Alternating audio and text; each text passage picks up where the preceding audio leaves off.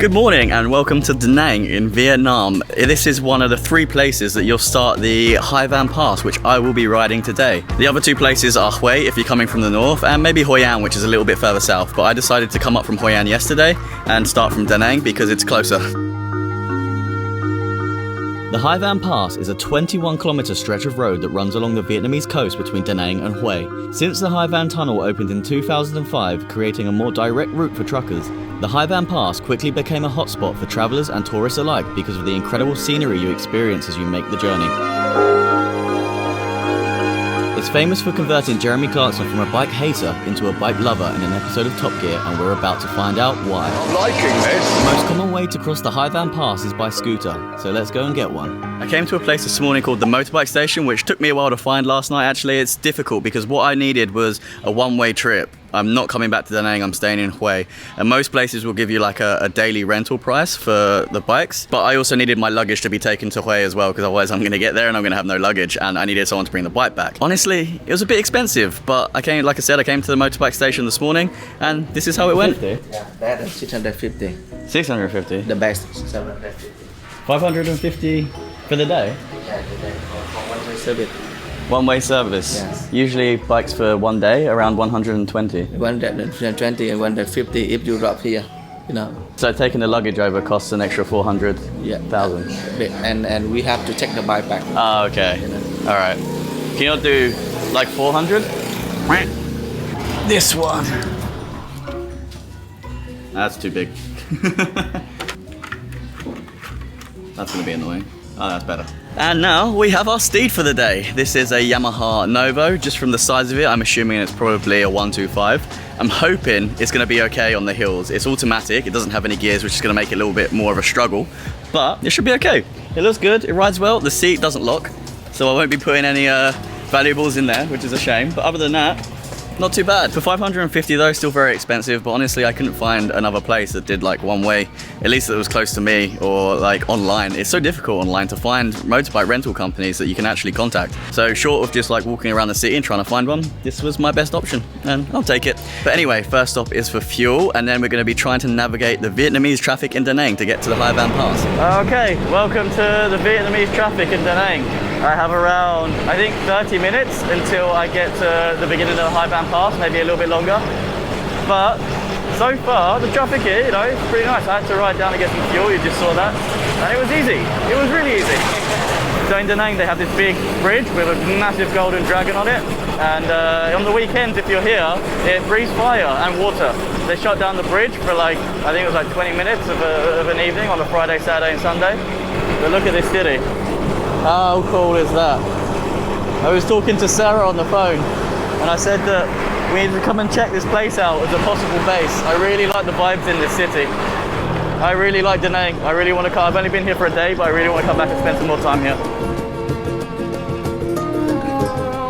If you've been following the journey, you'll know that the weather hasn't been great recently. And today, when I woke up this morning, was cloudy. But the sun came out and I thought, yes, right, the Hai Van Pass. Like I skipped Da Nang. There was a lot I wanted to see here in this city, but I basically just completely skipped it because I really wanted to do the Hai Van Pass. It's been really high on my list ever since it was made famous by that Top Gear Vietnam special episode. However, it does look like there's a big weather front coming in. But so far, no rain, and it looks brighter in the distance. So I've just pulled over because I'm at the beach, and I think the Hai Van Pass is over that way, through these mountains, to the other side of them to get to Hue, and the weather over there isn't looking too tasty at the moment. I'm looking up and the clouds are heading in that direction. Okay, ladies and gentlemen, I think we're gonna get wet today. There's not a lot we can do about it. If we get wet, we get wet. That's all just part of the journey.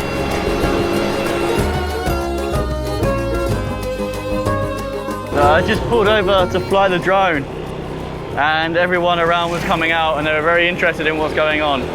But during the time that I managed to get the drone up, it's just started raining, and I have to cover you up now. Fuck, everyone's getting wet. Oh my God, that came down really fast. It was spitting and now it's like pissing. How do I look? Do I look sexy? I literally rode up the pass for like 2 kilometers and the heavens absolutely opened. Like It's too hard to riding. I couldn't see any like sheltered areas or casts or anything, so I actually decided to come back down. I'm now back on the beginning of the High Van Pass again, where I flew the drone, and I found this little coffee shop place. I don't know, I'm just gonna sit here and try and wait out the rain because this is too heavy, and I don't have anything over my face, so it's going in my eyes. I can't see. It's not safe to ride. The lovely lady here came over. She said, not the best time of year to ride the High Van Pass, evidently. I thought it was. I actually thought the rainy season in Vietnam was supposed to be ending. I said, do you think it's going to stop? And she said, it'll stop, but maybe later. Okay, great. I'm stuck here then. They don't do any like decent food, so I got some instant noodles on the way for breakfast. That should keep me ticking over, and hopefully the rain dies down pretty soon. So my noodles came. But at the same time as well, it stopped raining. I'm gonna eat my noodles. There's still some clouds in the sky, so I'm gonna hopefully let them pass while I eat. So I'll get back on the road in 20 minutes if it stays dry, and then hopefully no more rain for the day. Probably shouldn't have said that.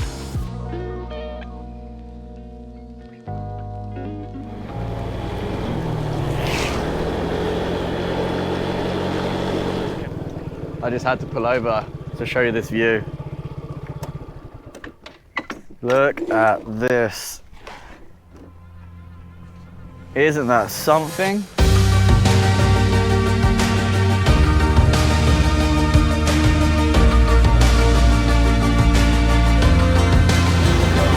Alrighty guys, the sun came out. What a blessing. I'm actually sweating. I also use this, oh look, wait, 86k. Not long left. I actually used that opportunity to get the drone up, and I found a secret beach. Well, it's not very secret. I can see it from here. It's down there.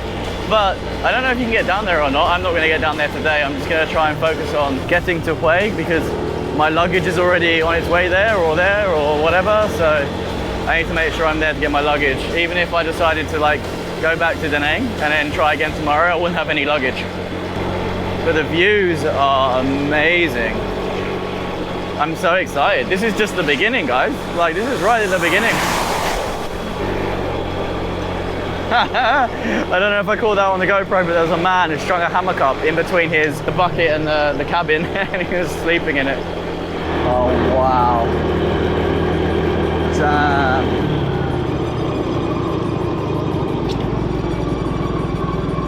It's so hard to not keep stopping. Every turn just hits you with a beautiful view, smack in the face, and you have to stop. I'm gonna try and get the drone up before it rains. I think it'll look really cool. Okay.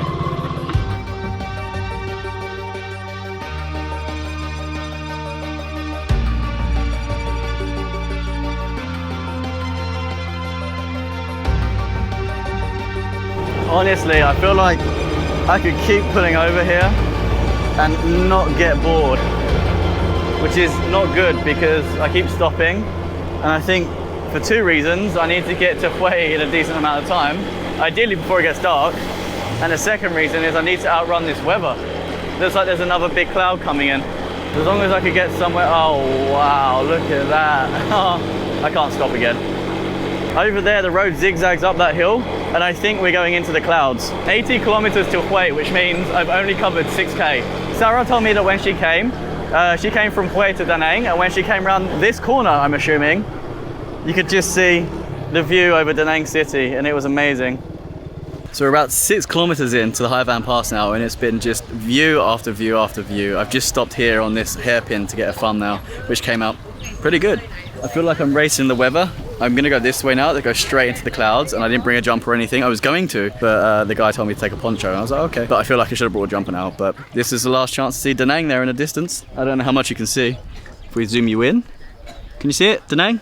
That's where we started, and now we're about to go over the pass, over the mountains to Hue. So we're saying goodbye to Da Nang and hello to rain, most likely. But it's taken me 3 hours to get this far because I keep stopping because of the rain, to fly the drone. This is amazing. This is beautiful. It makes me really excited to do the Hai Giang Loop up in the northwest of Vietnam later on in my trip. But the tour groups have arrived. Everyone's taking photos. Everyone's enjoying themselves. There's a plane taking off over there, but I'm gonna get back on the road and see if I can crush some distance. All right, into the clouds we go. Hashtag pray for Ryan. It's instantly just got colder, and you can feel the moisture in the air from the clouds. Like, it feels like it's raining, but it's not. Hello. Hello. England or Da Nang.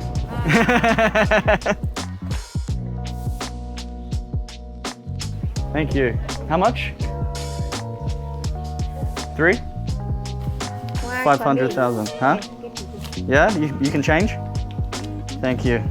Oh, thank you. Okay, I think this is right. No, you don't need to give me any more money. So I've reached the top of the pass. I'm further than I thought I was. I thought I'd only about 6 kilometers in, but maybe I'm a little bit further, maybe 10. So from the last point you just saw me at the hairpin, you literally go up through the clouds and you'll reach all of these cafes up here. And they're all trying to get you to come in. Standard Southeast Asia, they want to sell you stuff, they want to make money. But they all have these viewpoints along the balconies where you can take photos. So I came in and asked for a Coke. You probably just seen the difficulties I just had trying to pay with the money and stuff like that. But sometimes it's just a language barrier. But it's just started spitting a bit. So I'm just gonna stay here and chill out, enjoy the view, enjoy my Coke. And then in around 15 minutes, I'll get back on the road, whether it's raining or not. Make the most of it and drive back down the other side in the mountains. But this view is spectacular and I'll get some camera shots, but I don't think I'm gonna get the drone up unfortunately because of the weather. Cheers.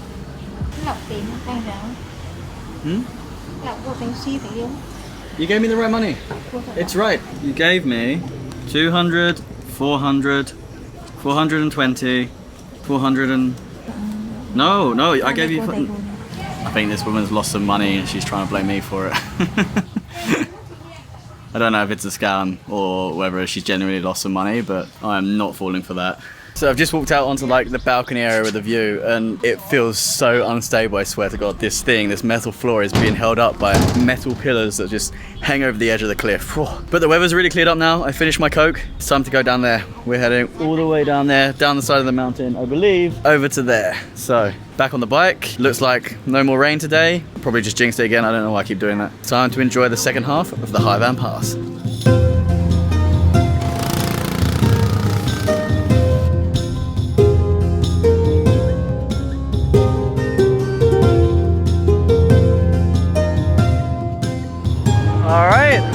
We're on the road again, but it's time to make our descent. We're over halfway and I'm ready for these views. I just got the drone up at the top as well, and like it's really cool. You put the drone up, you look one way, you can see what I'm assuming is Hue, and you look the other way and you can see the city of Da Nang. It's nuts. But people were saying be careful on those roads, that mountain pass is very dangerous. And besides the, oh God, the road just got horrible. Besides the obvious landslide areas, it hasn't been too bad. I think if you have bike experience, if you've never ridden in Southeast Asia, I think the High Van Pass you'd be fine on. You'd be absolutely fine on. So I just heard the honking of the train, and that's the Reunification Express, named after the reunification of the North and South of Vietnam, because it travels from North and South Vietnam. But yeah, it's really cool. I saw it come over that viaduct that I droned.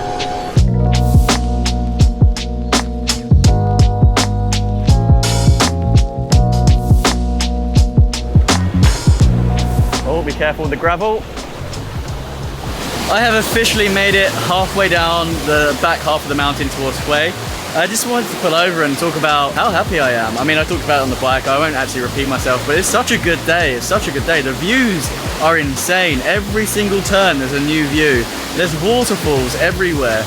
Even the landslide bits look really, really cool. You can see the train in the distance. Everyone's having a really good time. The weather's cleared up. This is something special. This is a good day. This is a good day for Ryan. And I'm really enjoying it. I started around 10 AM this morning. It's now 2 PM. I'm probably 2/3 across, I would say, not including like the last little bit of highway to Hue. But it's been amazing. And I think I'll probably finish it in the next couple of hours, but I think we have a lot more to see before the end, which I'm really excited about. So, shall we get back on the steed? I think we should. I think we should. Even when you can't see the views, the trees over the road still make them beautiful. There's like an observation deck or something up there. By the way, shout out to Paddy Doyle for the idea of the setup to vlog this. He's been riding around Southeast Asia for a year and a half or more now, and he has a very similar setup to this. It's where I got the inspiration for the Lav Mic GoPro chest mount. I mean, he has 2 GoPros, but I can't afford 2 GoPros. But yeah, if you've never seen his channel before, definitely go check him out. It's really cool. I think I've been enjoying most of this ride at sort of a leisurely 40 kilometers an hour. I didn't really want to go through it too fast. I have a lot of time. I want to admire it, enjoy it, get my shots, make a good video for you guys to show you exactly what it's like drive through the High Van Pass. Get to the top of. Oh wow! I'm pulling over here. Very hot, yeah, but better than rain. England.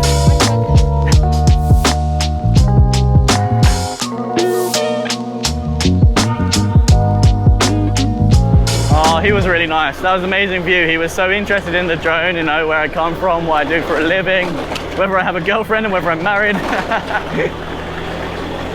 The locals here are really, really nice, actually. So that bridge that you can see in the distance, that is the High Van Tunnel Bridge. And that tunnel is what they built through the mountains so trucks didn't have to go across the High Van Pass. But no bikes are allowed on that tunnel. It's just cars only, cars and trucks only. Which is why we get the pleasure of still riding this lovely, beautiful road. The guy said that we still have around 2 hours or 75 kilometers to Hue, but I don't think that's true because when I checked from the petrol station, it was 2 hours and 20 minutes from there, and we've just rode like a 45-minute High Van Pass, so I think maybe we have another hour to Hue. But I think soon I'm gonna need to pull over and put my earphones back in so that I have my directions and I know where I'm going. To tell you the truth, that man was not lying. Hue is quite far from this point in the drive. It was like an hour and a half, I think, so not quite 2 hours. It was an hour and a half to my homestay. But there were two options. So there was like take the main straight road that goes up to Hue, or take the road that runs down the sandbar. And it was 23 minutes slower to go down the sandbar, but I thought, why the hell not? It's a lovely day, the sun is shining, I have the time, I've got nowhere to be today. Let's take the sandbar. It's probably going to be a bit of a nicer drive.